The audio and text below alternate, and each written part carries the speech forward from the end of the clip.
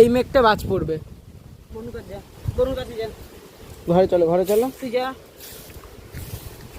স্কুলে তারপরে টাওয়ারে এগুলোর মধ্যে তোমার বিদ্যুৎ ইয়ে টানা যেগুলো আছে, অতটা হচ্ছে না, ভয় লাগে না। দিদুন বাড়ির ওইদিকে আরোই বেশি ভয় লাগে না। আমার কলকাতা পাঠানখালি, তুই যে সুইচ খোলা হয়ে গেছে, বুঝেছিস? পাঠানখালিতে পড়েছে মনে হয়।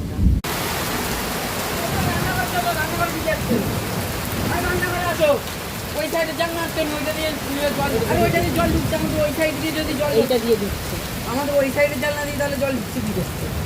ওইটা দিয়ে ঢুকলে ওইটা ঢোকে না।